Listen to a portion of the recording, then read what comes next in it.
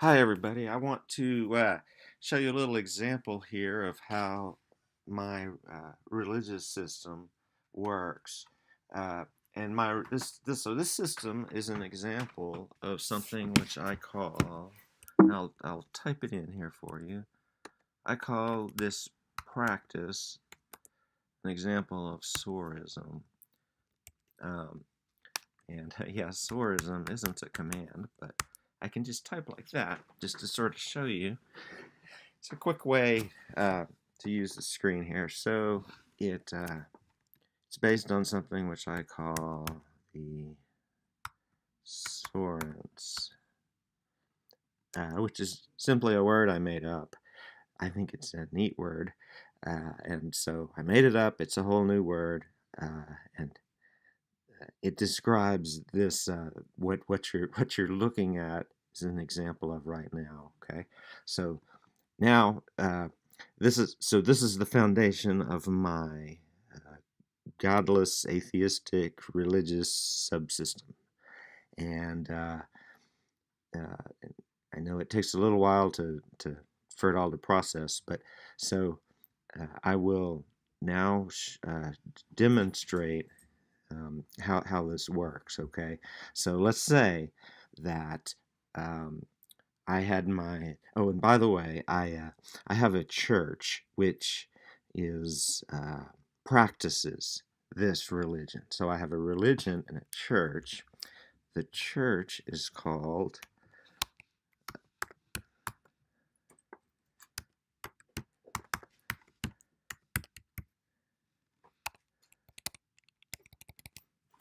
I happen to have a T-shirt on that would identify me with the cult of the Dolphin. So that sort of T-shirt is simply a tie dye with with no insignia on it. Because why would you want to ruin something like that? Or it needs no help, right? So I happen to be wearing a fresh tie dye that had um, no messages on it. And so somebody said, "Oh, are you from the cult of the Dolphin?" And I said, "Why, yes." And they said, "Well, I would like to join." Now, we both had somewhere to be quickly, but we managed to create, as you see here on the left, these two documents, which I've scanned in. This guy graciously lent me his copy, which is going to be returned to him, just so that I can show you. Okay, so this is um, the same thing written twice on these. It's actually on a piece of packing, right? We wrote it twice, one, two, broke it in half. Okay, and these are exactly identical. So now, and you can type this into the shell just like I've been typing these things. See, so instead of typing D, you can hold down the Opt key on my machine, which is a Macintosh, and you get this D, right? That's what this is supposed to be, this funny looking D.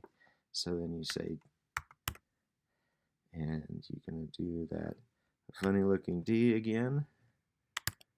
You're going to type this, and he said it was interesting.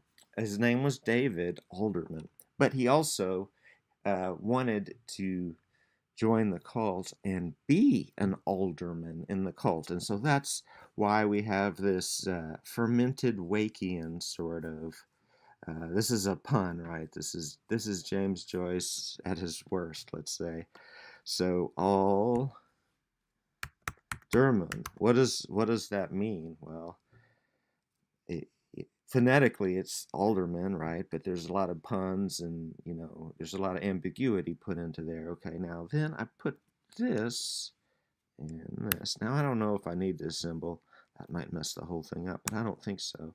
Okay, so now that is saved, and so it is a function. You could call this just like that is a function that tells you the directory you're in, right?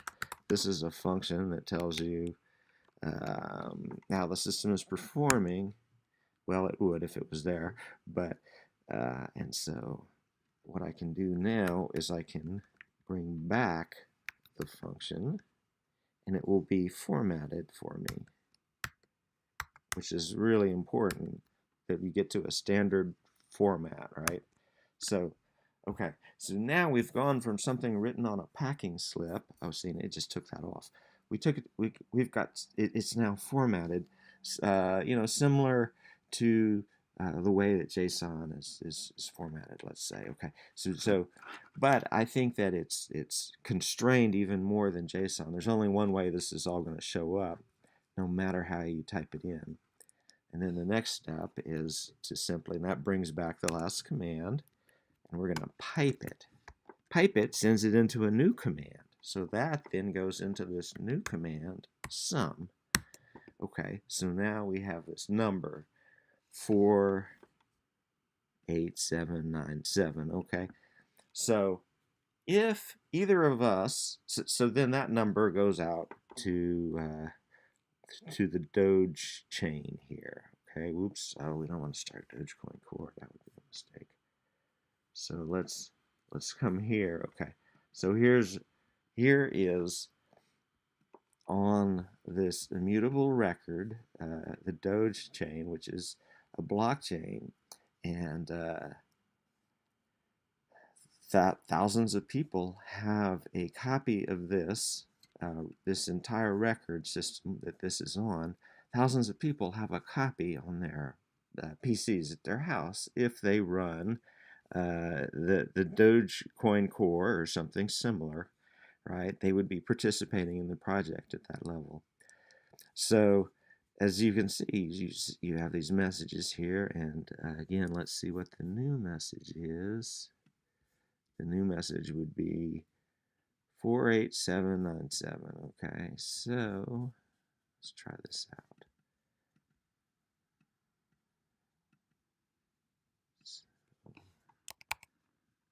4879. Let's see, 48797. See how easy this is? This is so easy. 48797. Okay, and bear in mind that this is what I would be doing as the this is the record keeping that I take as the founder of the cult. Okay, so if you just want to be like Mr. Alderman, somewhat involved, all you've got to do is keep track of this piece of paper or this number or both, right? That's it. So it says send money. Now I have to tell you that one Dogecoin is a third of a penny, okay? And so we're sending just over a third of a penny. So that's not much. That's not much. In fact, it's such a small amount of money that I can give you plenty of Dogecoin to work with. You don't have to go through the permutations of getting it yourself in order to participate, as you see, because let's see. Let's see if this works. I may have to send it another way. I haven't used this one before. Use form. It doesn't seem to like it. However, I can send it another way, and you'll see it out there. And so if I come back to here, okay, I can take my phone, but you can't see my phone. I have an application on my phone called Jack's Liberty. I don't know why that didn't work. I was trying from the web, so I experiment different ways. So now I've got Jack's Liberty opened up on my phone, and I have $1.42 worth of Dogecoin on my phone, which is plenty to send this message. I just read this QR code right there. Okay, send is the amount, and then whatever that amount is, 48797. 487. See what I'm doing here? So this is a very short message that's unique. That's a pun. It's got all these layers, right? And it is bound into a bash function, which I typed here. Bash is simply it's part of Unix and it's part of this Mac. You can get it on Windows. So I type it in as a bash function and then have it spit that bash function back out at me and then send it to this other command that, by today's standards, crudely turns it into a checksum or a hash. So what I'm saying is that somebody else could make a claim to be 48797, but the simplest explanation, especially if it's found in something like this Doge chain,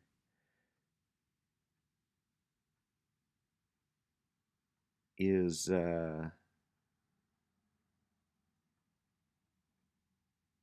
okay. It finally sent from my phone.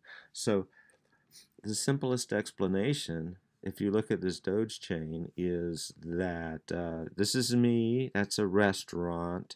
That's how much I paid at the restaurant. That's me. That's a 76051. That's my zip code. And so now we have, and by the way, David Alderman is not a real person. I don't know, I just made that whole story up.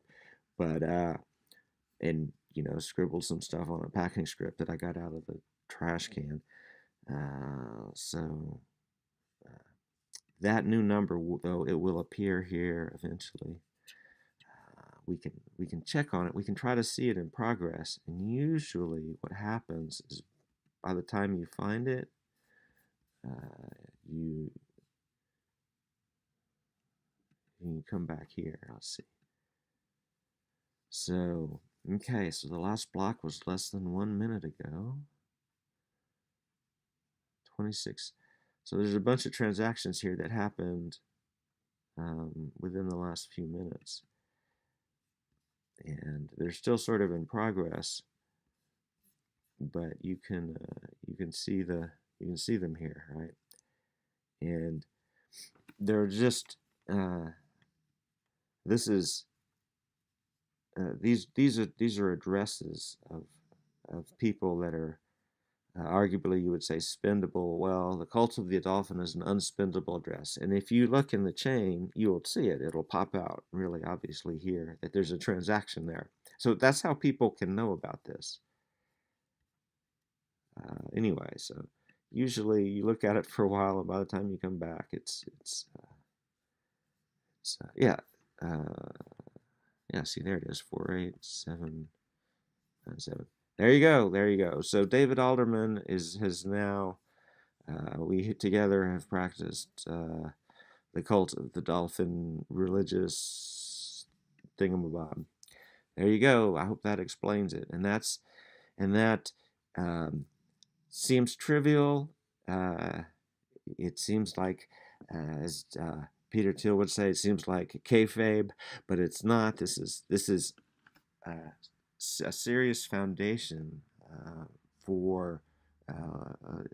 I would argue that this is legally binding, were this to be a real person that has this real piece of paper, and we show the paper. If they sent the message instead of me, there's a way for us to understand that within ourselves, share that with a third party, which may be a government entity, and transfer funds to ourselves, to each other, because you see now, if you look at this transaction here that went to the Cult of the Dolphin, well, it came from me, right? So I am among many other addresses. This is apparently me, right?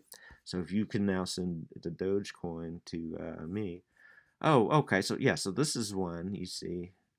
Um, this is one that you can see. Sometimes this is hidden, right? But you can see how many Dogecoin that I have left in my phone. I guess this is my phone. Right? Remember I said that I tried to send it from here and it didn't work, so I sent it from my phone.